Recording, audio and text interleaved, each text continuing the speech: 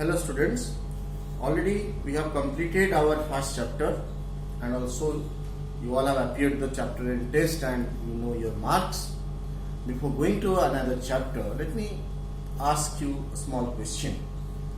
Suppose, imagine that you had gone to a party and taken some spicy food, some gorgeous food, or you have overeating any some particular item. Then after returning home in night, you found yourself your stomach having a pain in stomach, or you are having acidity problem, and during that night you don't have any medicine with you, but you do have some household things like your lemon juice or vinegar or baking soda solution. So which one would you prefer to get the relief from this acidity?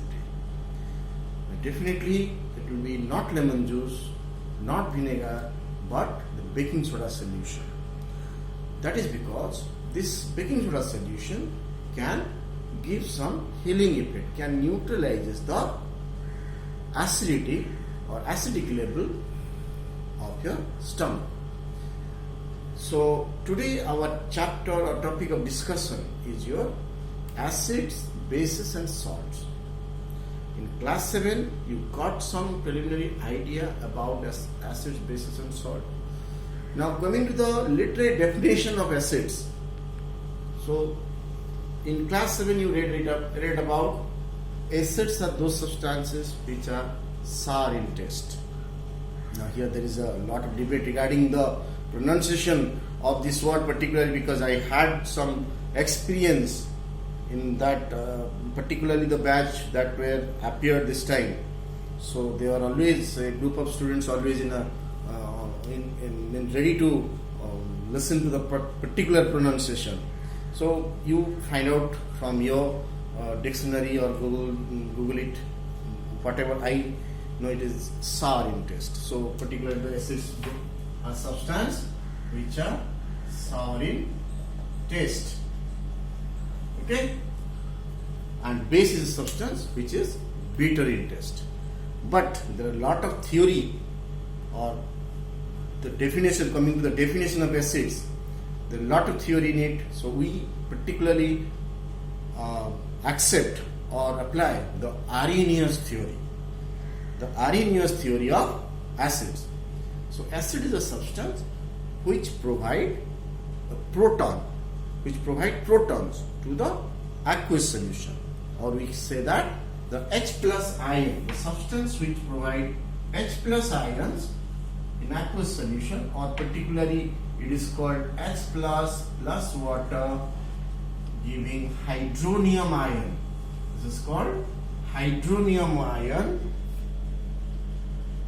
The substance which furnishes hydronium ion in aqueous solution is termed as acid. Now, how can we know whether a given substance is acid or not? We cannot test every substance that whether it is sour or not, because that may be dangerous. So we use a substance called indicator.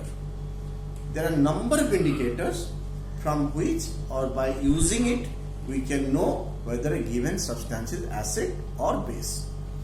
So first we will confine our concept to the acid and base, then we will go for the salts. Now the common indicators that you can say, the litmus paper or litmus solution. Okay, so the litmus paper, normally in class we have seen the red litmus or blue litmus, but the neutral litmus which is obtained from the lichen plant is a purple in color, neutral litmus.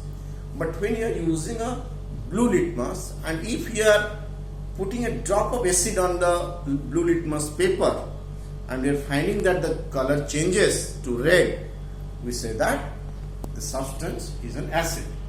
So acid turns blue litmus red, and with red litmus you do not have any change. This is one of the common laboratory indicators that we find.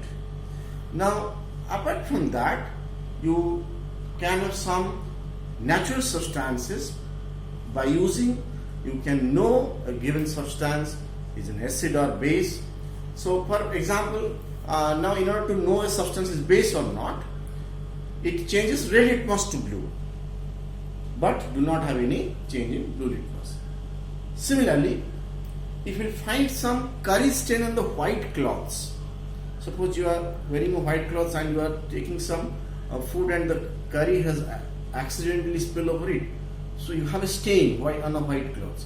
Now when a soap is rubbed over it, scrubbed over that curry stain, you will find that it becomes reddish brown. The thing is that the curry stain contains turmeric and the soap contains base. So here turmeric acts as a natural indicator. On rubbing soap over it, it changes to reddish brown, and on cleaning with the excess of water, it again changes to that stain goes on the yellowish part, little bit remain. So turmeric you can say is an indicator which indicates when comes in contact with soap, comes in contact with soap and becomes reddish brown in color. You can do this one also in your activity. Take some your turmeric and put some soap solution. You'll find that the yellowish color changes to reddish brown in it. You can find out that on your own. Similarly, we do have, apart from litmus, there are some synthetic indicators like methyl orange, phenolphthalein. These are some of the substances which are also by using that we can know whether a given sample is acid or base. So if here I am drawing a table, you can see, and I am giving some samples that is given in your book also. Suppose here the sample, here suppose litmus, here let me say about methyl orange and methyl orange solution, then phenolphthalein solution,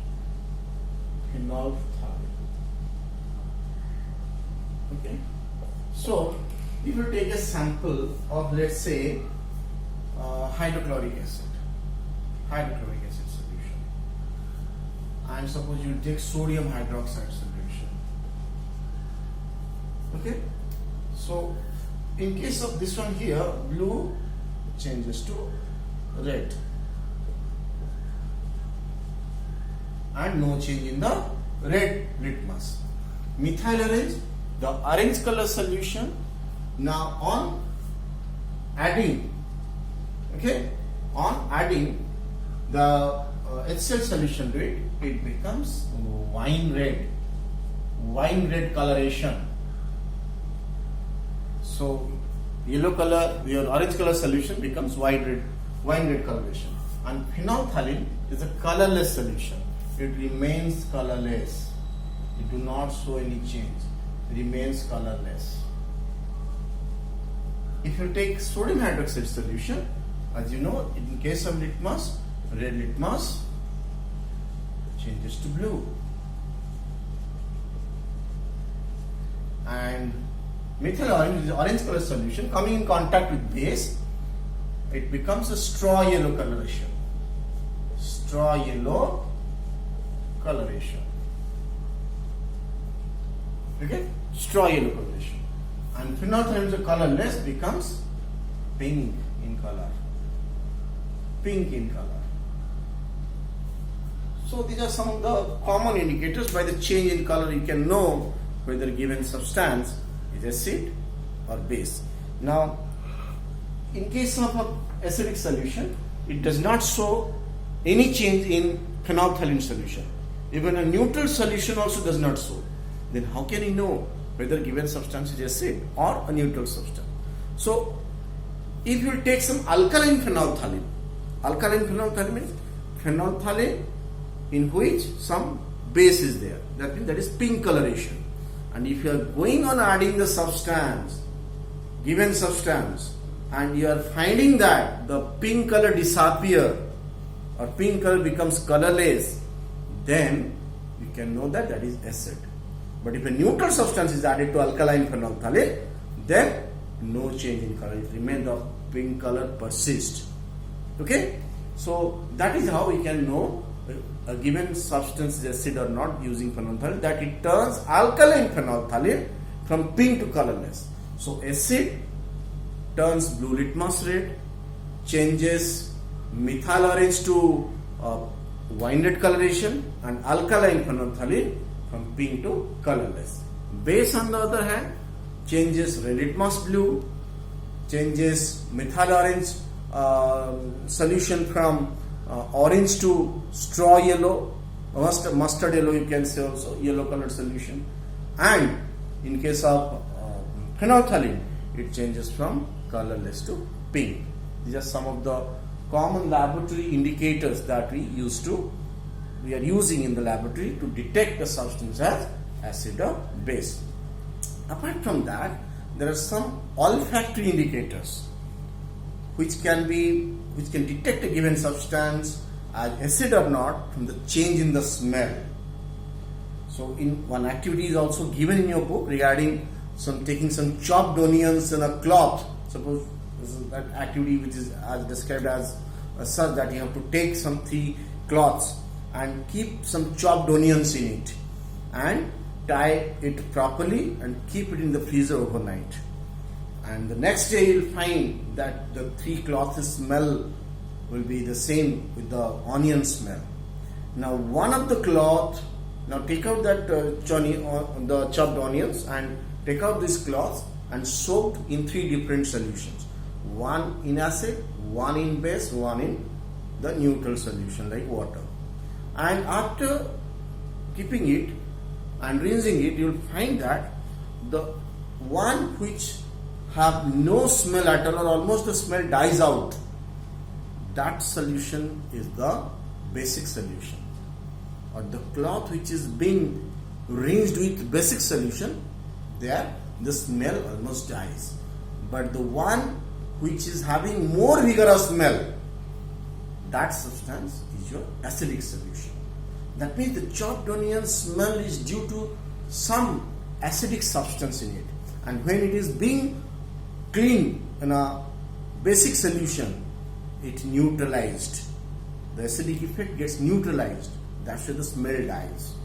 And the one which has been rinsed in neutral solution like water, it hardly have any change in their smell. So that substance is your neutral substance. So by the change of odor also, we can know a given substance as acid, base or neutral substance. And like chopped onions, you can take some vanilla essence or some clove oil in order to know a given substance as acid or base. Okay? Now in the next segment, I will discuss about the classification of acid. Thank you.